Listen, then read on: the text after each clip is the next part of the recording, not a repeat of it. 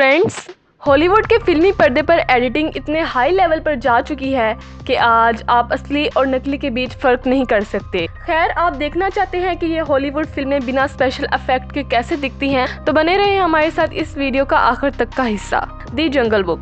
इस फिल्म में एक ग्राउंड ब्रेकिंग CGI की तरफ से 70 तरह के अलग अलग जानवरों को दिखाया गया। ये सभी जानवर किसी फिल्मी पर्दे पर हूबहू असली दिखाई देते हैं, इसलिए एनिमेटर्स ने फिशर रैंकिंग का इस्तेमाल किया। इस चरण के दौरान उन्होंने ऐसी मास्क इशू का पता लगाया जो जानवरों के पास है लेकिन इंसानों के पास नहीं है। इसके बाद एनिमेटर्स ने इंसानों और जानवरों की मास्क इशू की कॉम्बिनेशन से जानवरों के चेहरे को हूबहू बना दिया। साथ ही यहाँ उनके लिए जो सब चीज सबसे ज्यादा अहम थी वो थी जानवरों के बाल। यहाँ जानवरों के बालों के आसपास अपने आप को लहराना या बोलते वक्त इस तरीके से हिलाना बहुत जरूरी था ताकि लोगों को ऐसा ना लगे कि ये बच्चा अकेले ही कमरे में बकबका किए जा रहा है। जी हाँ, इस फिल्म में मोंगली का किरदार निभाने वाले बच्चे का नाम है अनिल सेठी और पूरी फिल्म में इसने अकेले ही एक्टिंग की है क्योंकि पर्दे पर दिखाई दे रहे सभी जानवर CGI की मदद से बनाए गए और इन्हें आवाज दी है इन्हीं एक्टर्स ने। वैसे देखा जाए तो अनिल सेठी को इस फिल्म की शूटिंग के दौरान कुछ एक्टर्स की कंपनी तो मिली जिन्होंने ब्लू सूट पहने हुए थे और कुछ ग्रो मेंबर ने हाथों में जानवरों की कठपुतलियां भी पकड़ी हुई थी, लेकिन वहाँ इनका काम सिर्फ इतना था कि अनिल सेठी बोलते वक्त इसकी डायरेक्शन देखें, जहाँ बाद में CGI ने तैयार किए गए जानवरों को रखा है। Life of Pi. Life of Pi को बहुत से लोग एक शानदार वेजल मास्टरपीस मानते हैं क्योंकि इस एकेडमी अवार्ड को बनाना कोई आसान काम नहीं।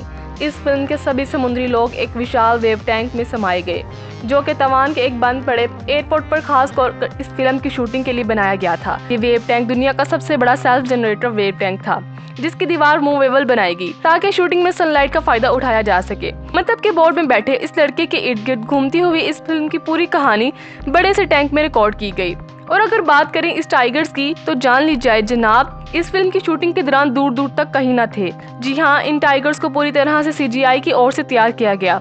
साथ ही हर दिन की शूटिंग के बाद fax vessel team wave tank की सतह को समुद्री तरह की बनाने के लिए काम करती। इतना ही नहीं, इस समुद्र को हूबहू असली जैसा दिखाने के लिए हाई पावर वेंट ब्लास्ट और स्ट्रेजिकल CGI की मदद ली गई जिसमें हमें फिल्मी पर्दे पर तूफानी बादल और खूबसूरत समुद्री रात के नज़ारे देखने को मिलते हैं। मेलिफिसेंट मिस्ट्रेस ऑफ इविल। ये 2014 की फिल्म है। मेलिफिसेंट्स की शरीक वील है जिसमें अंजेलिना जोली को मुख्तलिफ तरीकों से दिखाया गया। इस फिल्म में अंजेलिना के साथ कई किरदारों को उड़ते हुए देखा जा सकता है जिसके लिए उन्होंने 2 अलग अलग तरीकों का इस्तेमाल किया, जिनमें पहला तरीका था एक्ट्रेस को मजबूत तारों के जरिए हवा में उठाए रखना। बता दें, इस तकनीक का तरीका दूसरी फिल्मों में किया जाता।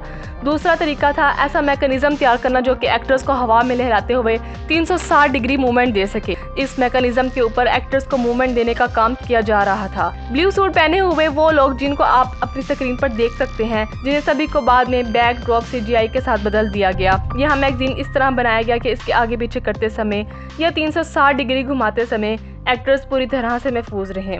इसके साथ ही मेलिफिसेंट्स के पंखों CGI से बनाए गए और इसीलिए अंजेलिना जोली सेट पर शूटिंग के दौरान अपने बैग पर कुछ ऐसी चीजें लगानी पड़ती जहां बाद में पंखा लगाए रखा। यहाँ फैक्ट वेजल को ना सिर्फ असली जैसा पंखा देना पड़ा बल्कि इन्हें इस बात का भी ख्याल रखना था कि ये पंखा अदाकारा के जिस्म को साथ ताल्लुक भी बरकरार रखे। Avengers end game. 2008 में रिलीज हुई फिल्म आयरन मैन से लेकर अब तक अवेंजर्स सीरीज से जुड़ी 23 फिल्में रिलीज हो चुकी हैं और इन सभी फिल्मों ने बॉक्स ऑफिस में धमाल मचा चुकी है। कमाल की एक्टिंग और गजब की स्टोरी लाइन के अलावा जिस चीज़ ने इन फिल्मों को सुपर डुपर बनाया वो है इनका CGI work. Avengers end game में सबसे ज़्यादा ऐसे सीन हैं जो कि CGI के बिना इम्पॉसिबल थे, जिनमें इस फिल्म की फाइनल बैटल से लेकर ग्रीन स्क्रीन टेक्नोलॉजी की मदद से बैकग्राउंड वर्ल्ड बनाया गया जहाँ फाइनल बैटल के दृश्य दिखाई दे रहे हैं। इस फिल्म में करैक्टर CGI ने बनाया था जिसके धनुष यहाँ 8 फुट लंबे धनुष के चेहरे पर फेशियल वेग्रेशन टेक्नोलॉजी की मदद से इलेक्ट्रिकल जोश ब्रीफली के चेहरे पर हूबहू दिखाए गए और इसी तरह हल्क के चेहरे के एक्सप्रेशन भी थे। साथ ही इनकी बॉडी मूवमेंट्स को कैप्चर करने के लिए इन एक्टर्स को मोशन कैप्चर सूट भी पहनाए गए। Harry Potter. अगर आप हैरी पॉटर के फैन हैं तो आप कॉन्टेड नामा अजीब ज़्यादा याद तो होगा जिनमें बोन स्टिक्स पर बैठे हुए हाई वॉटर हवा में उड़ते हुए गोल करने की कोशिश करता है। इसके अलावा भी हैरी पॉटर को कई सीन में बोन स्टिक्स पर बैठे उड़ान भरते हुए देखा गया। बता दें कि उड़ने वाले ये सभी बोन स्टिक्स असली थे। यानी कि एक्टर्स सचमुच बोन स्टिक्स पर बैठे थे। लेकिन असल में यहाँ बोन स्टिक्स पर बैठे एक्टर्स उड़ाने की बजाय एक ही जगह पर बैठे हुए थे।